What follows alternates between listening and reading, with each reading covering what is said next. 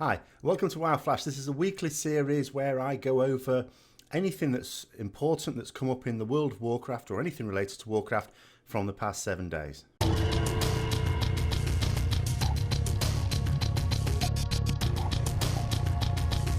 So, the lag monster came back for a couple of days really. I don't know that it's necessarily been affecting people as badly as in the first week when certainly Mythic raids were released. Was it when Mythic raids released or just raids were released? I can't remember. There have been, even though the launch was really smooth, there have been a lot of situations where we've had instances of lag, whether from DDoS attacks or whatever. It was back again on Wednesday, certainly for people in our guild anyway, to the point where Mythic Farm was abandoned. We just sort of went in, did heroics. And then on Thursday, although it wasn't as bad, we were still getting some lag spikes, particularly bad on Dragon's Nightmare, to the point where couldn't even get through like a minute of it. I'm inside, but that took some time.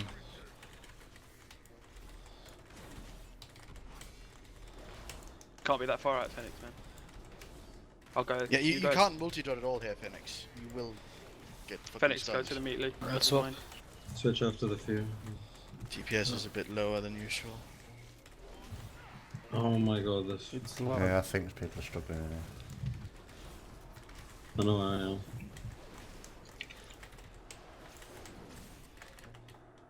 Oh dear, oh my god.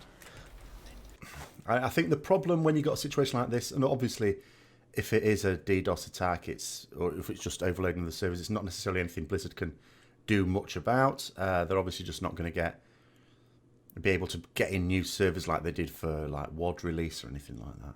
But you can understand the problems it causes with Emerald Nightmare being such a short tier, because people are clearing it, quite quickly. We've got like 100 guilds cleared it now. I mean, a night lost is pretty much a disaster for anyone trying to clear it quickly.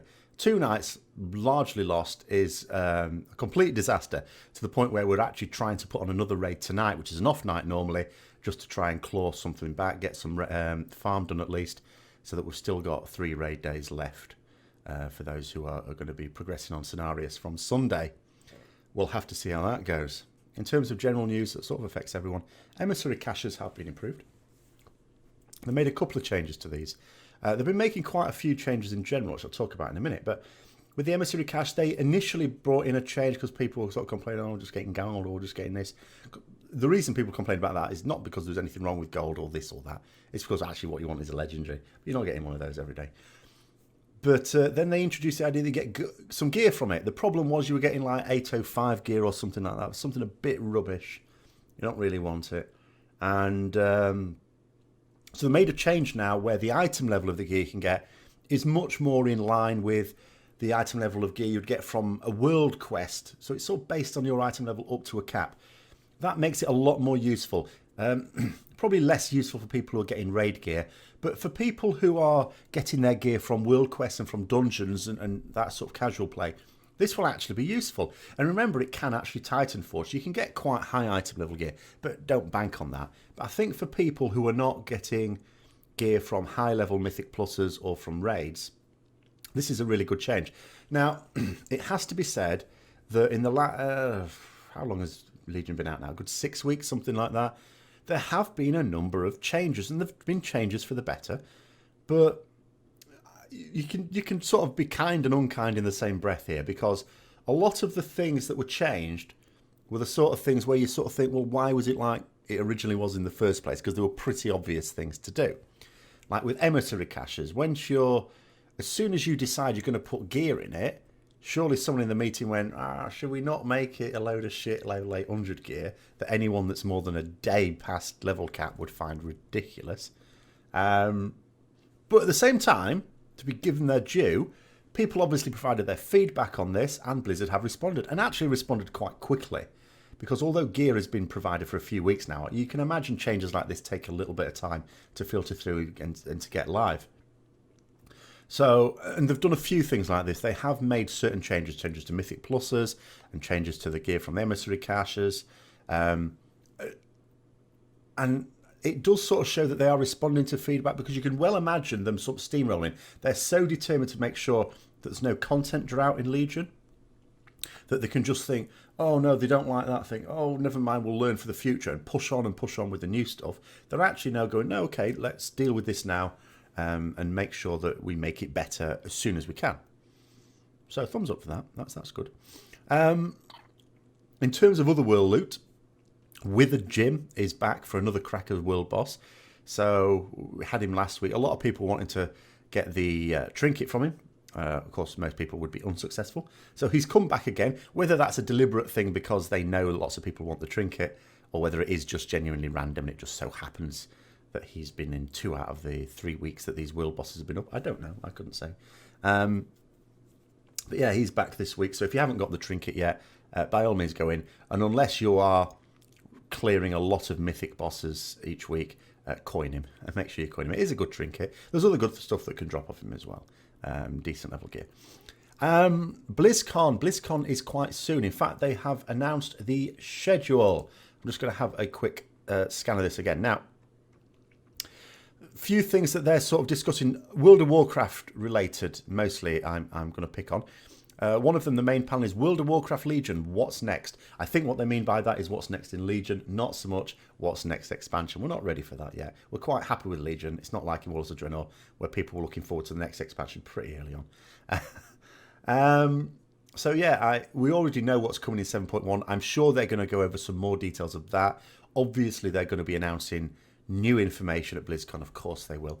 But maybe even for looking ahead past Nighthold even. They might even give us some idea of what's coming, what the next raid tier is after that, which could well be interesting. They've also got a like various anniversary type things going on. So there's like a 25th anniversary of Blizzard.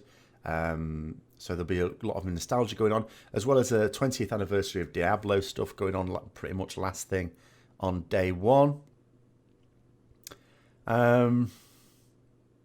Yeah, lots of stuff on Legion, really. The usual stuff you'd expect as well. It's from the artistic side of thing, talking about the in-game cinematics and the cutscenes, general design, as well as the traditional World of Warcraft Q&A.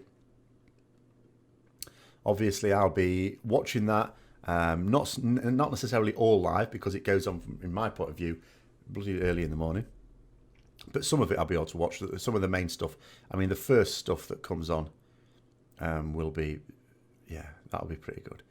But I will also be doing videos over that weekend. So I'll be quite busy that weekend trying to crystallize it onto videos. I did this last year as well.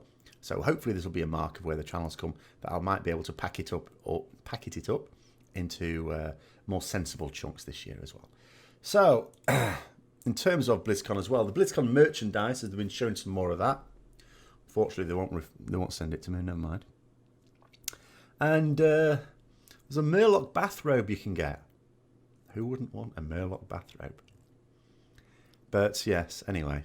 Then the big news this week is that Tom Chilton, otherwise known as Calgan, it looked like a resignation thing, actually. He was talking about, oh, I've done all this in World of Warcraft and now it's time to move on. You sort of thinking, oh, he's going as well. He's not actually going. He's staying at Blizzard. He's just leaving World of Warcraft. So he's going somewhere else, onto some unspecified project within World of Warcraft. It didn't read like a promotion, because you'd be thinking to yourself, well, Chris Metzon's left, so there's an opening for a new senior vice principal, talking in teaching terms, vice president, sorry. So he's not destined for that job. It didn't sound like a promotion for that, but to work on something else. And when it's like unspecified project, they don't say what it is, presumably something new that they're still in the early stages of at the moment. So into the vacant director's role will go Ian Hazakustas, which is Watcher.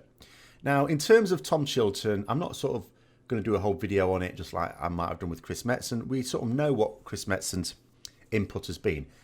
Tom Chilton,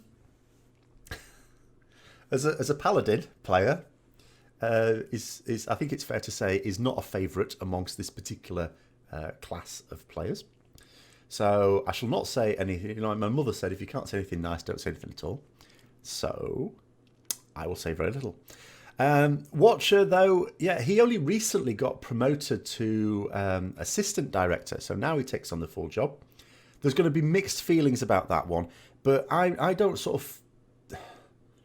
I mean, I'm going to be quite honest and say I don't follow the individual contributions of particular designers. I strongly suspect an awful lot of people who do claim to have this information don't really know either, because as they're so fond of telling us, it's all a collaborative effort. Now, that being said, there are still senior people, and Watcher is now the senior person. He's the director. He will still have ultimate responsibility over design decisions. So you can't really claim the collaborative thing. But it is still true. There's lots of people working on it, and it's hard to tell who did what and who made what decision. Now, all I can really say about Watcher is that he was a well-regarded encounter designer. And I think a lot of people were not all that happy about him being promoted to assistant game director purely because they would have missed his talent in game design, in the actual encounter design. Now, I can't speak for that myself, but what I can speak for is the fact that, of course, he's ever since he became assistant game director, has done much more PR stuff and made a right arse of it. He's extremely clumsy when it comes to like speaking. But I think he's maybe getting better. Maybe he's learning. I mean, it's fair enough. You know, if you're not used to it to begin with, you might drop the odd clanger. He hasn't really done that in Legion so far. You know, he's done the conventions. He's doing another one tonight, actually. So on World of Warcraft's Twitch, they're doing another live stream, Q&A type thing. One of those staged Q&As. So obviously it hasn't happened yet, so I can't really comment on it now. If anything super interesting comes out, I'll probably do a video this weekend. Otherwise, I'll leave it for next week's WoW Flash there. So yeah, it'll be his first one as the new director, I suppose, because I imagine Tom Chilton has immediate. You know, obviously it's not. The move will have been made. They only announce it, I think, when it's happening. So they'll have been getting ready for some time on this one. So we'll just have to see what comes of that and who gets promoted to assistant game director, and who indeed, if anyone, gets promoted to being a new vice president of Blizzard, because you know the whole left by Chris Metzen is still there, as far as I can tell. But that's pretty much it for the news this week. So hope you've enjoyed it. If you did, don't forget to like, comment, subscribe, and share. And until next time, I'll see you later.